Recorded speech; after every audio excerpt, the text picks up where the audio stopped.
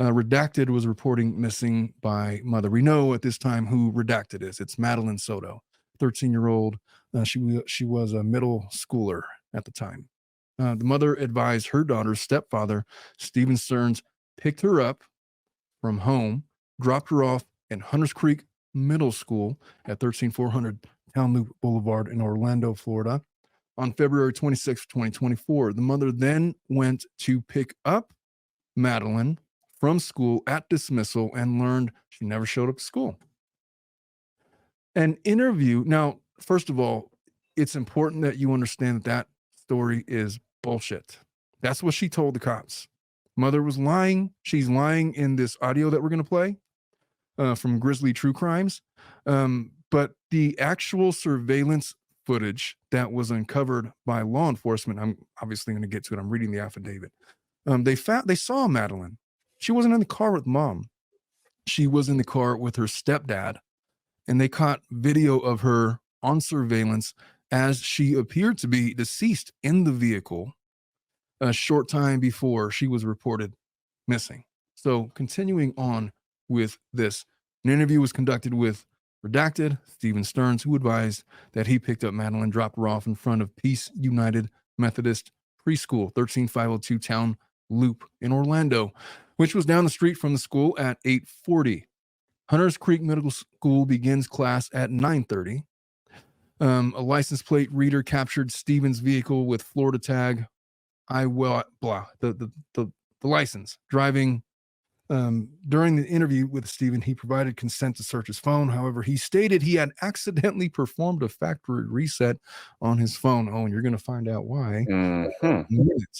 So after an extensive canvass of the area and interviews with Madeline's family and friends, it was unusual for Madeline to be dropped off down the street from the school and not stay in communication with family and friends. I could even add to that.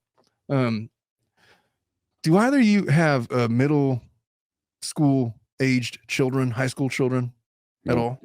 Okay. My daughter just turned 18. When I would drop her off an hour before classes would begin, when she was playing soccer, there was nobody there at the school. Mm-hmm.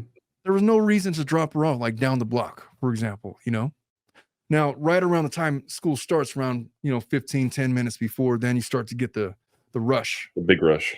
Yeah. Traffic. But an hour before school, nobody is there. You could drive up into the parking lot, drive her in front of her class if you really wanted to. So the fact that that was what they were going with is just already red flags. So here we go. But Florida was one of the new states that passed the death penalty for criminal sexual conduct with a kid, in addition to, just regular.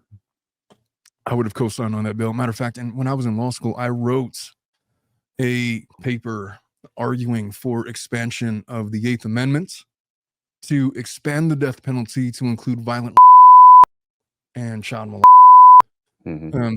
So I would have co-signed. Whether or not that was a legally viable argument is another question. So between 7 to 7:15, Stearns tells detectives that he and Madeline woke up to get an early start so they could get McDonald's on the way to school.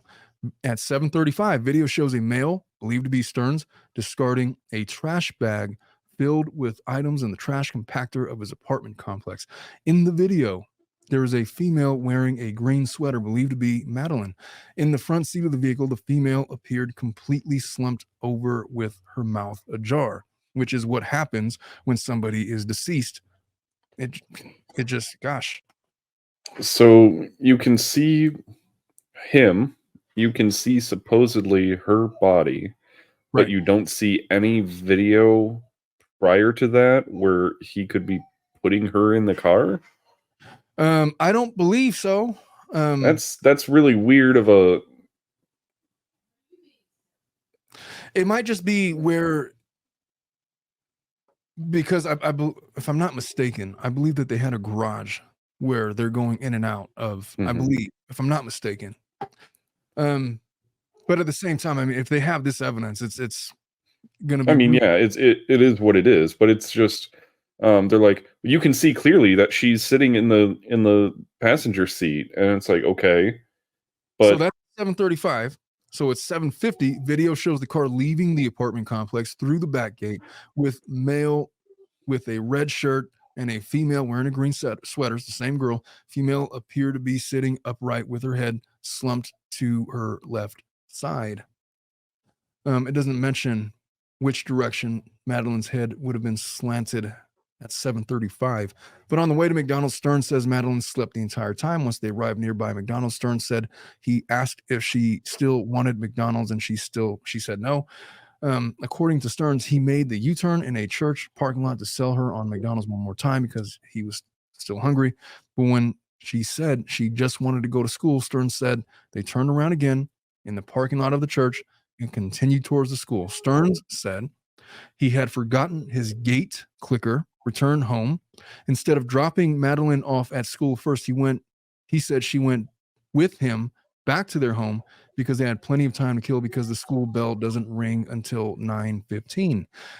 This return for the gate clicker was not mentioned earlier in the interview until deputies pressed him about seeing his vehicle traveling southbound in the direction of Kissimmee. Yeah, so they had lots of stories leading up to all of this. And I'm not going to have time to play it today, but there is video out there where he's being interviewed by like the news. Jen Soto was there. He's like in the background, like pacing back and forth, like menacing almost. Like at the time, it was like we're speculating: is she like afraid of this guy? Like is she trying to remember to say what he told her to say before everybody got there? Because she looked just her manner of speech was odd. You're going to hear it in this audio. At 8:19, video shows male with a red shirt, believed to be Stearns, entering through the front gate. I think I read that part. Grab the clicker. So between 8:20 and 8:40, he says he dropped Madeline off at a community south of the State Road 417 overpass. Stearns said she was going through a phase, embarrassed of the vehicle. Between 8:40 and 10, Stearns told detectives he was cruising around a bit, as one does. At 8:40 to 10 a.m., when you got nothing to do, I guess. I'm going to drive for an hour and 20 minutes for no reason. Yeah. Well, Yeah. This whole story is very strange. Making U-turns around McDonald's. I don't. Gosh, Very odd. I've been driving my kids to school for 18 years. I mean, my oldest is 18. I cannot remember a single instance, no matter how tired she was, where she was falling asleep in the car. It's like you're ready for the day. She's like excited and stuff. Especially for a teenager who probably had a makeup regime that she was going through, that she had to have been mostly awake for, and by the time you, and so I guess a reasonable amount. I don't know what the makeup rules are anymore. Have you ever had a kid who wanted to go to McDonald's and then didn't want to go to McDonald's, but wouldn't let you go to McDonald's? Like, no, that's it's all very strange to me. I also don't negotiate with my kids where we're going to go. We're going to McDonald's. But Dad, I want Chuck E. Cheese. Well, too bad, because we're here already. Because the thing is if you want McDonald's, you say, hey, and they said we're going to McDonald's. So the decision was already supposedly made before they even left the apartment complex.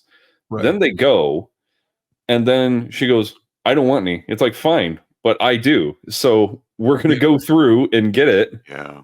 And because that's like the joke that you see. It's you ask for the I'm not hungry, and they give you a little extra fries and a drink or whatever. Because exactly. So at 9:40, video shows a vehicle matching the description of Stearns pulling into a Holiday Inn on South John Young Parkway. A male wearing a red shirt exits the car, opens the trunk, opens the passenger side door, carries what appears to be a limp body to the trunk of the vehicle. At 10 a.m., he says he returns home. Due to difficulties with camera at the rear of the complex, detectives were not able to observe any other video of the car leaving through the back gate. Investigators said they did not see the car come through the front gate from around 8:30 a.m. until 4:35 p.m. At 11. Stearns says he left home again to go to the vape shop. Again, he went there, I guess, like at 10 a.m. The vape shop. You guys vape? No. But there's no way you're going through vape cartridges in 2 hours. Or what was the time of the first vape shop? 10 a.m. He was there at 10 a.m. He went to a local shop. It was closed, and so he goes back at 11. Oh, I see. That makes a little more sense. That does make more sense. I mean, I I don't know what the protocol is for vape shops. But I mean, if your vape shop is closed, if you're in a pinch, most convenience stores have vapes. So Yeah, like you see them like at the 7-Eleven or the liquor store or the gas stations or whatever, like you said. I don't know. I guess that is what it is. So documents showed that detectives were able to find video of a man at the vape store. The man was a white male who purchased items and left. This document does not detail what time the video was captured or if it lines up with Stern's own timeline. Stearns says he left the vape shop and returned home. At 12:45, Stern says he left home to run errands, headed to the area of US 192. As mentioned above, due to difficulties with cameras at the rear of the complex, they couldn't get the video of him leaving. Stern said he visited Coliseum of Comics and stopped at a couple of Target stores. Could I just make a suggestion to the young ladies that would are looking at a guy like this as a potential life partner? I feel like it's a huge red flag if your guy is trolling McDonald's and middle schools from 8 to 10 and visiting vape shops, and then afterwards going to Coliseum of Comics and arguing with your 13-year-old about McDonald's. Come on, man. I mean, this is a weekday. This is yeah, a school day. Like, what does this guy do for a living that he is free all day and can go to McDonald's in the morning, go to his vape shop, come home, go back to the vape shop, go to Target, go to the comic book store? This isn't a holiday or something. And not only that, it says couple of Target stores. Yeah, that's I who haven't goes gotten there yet. You know, like, are you doing a price check on something? Like, what's? I mean, the thing is, even if you're unemployed, like you're not just rolling around if nobody's home. And I don't believe anybody. I think his wife works or his girlfriend works during the day, so he'd have been home by himself. I don't know of anybody that would have had the opportunity to be home by themselves, and decided to just troll around the neighborhood of various Targets and Coliseum of Comics and vape shops, and like he's homeless. Unless he's trying to make believe like he has a job and he's just telling her that, like, I don't know. I don't want to see you around here until 5 o'clock. They'll have to present their side. I mean, around here we have people in the manufacturing sector that they'll work like 3 days on and then they'll have 2 days off. You know what I mean? So it's we could have a couple days in the middle of the week that's like their weekend. But I don't know. I mean, unless he was, it could be his weekend. Yeah, maybe he's got this day off and he works on the weekends. That's a valid point.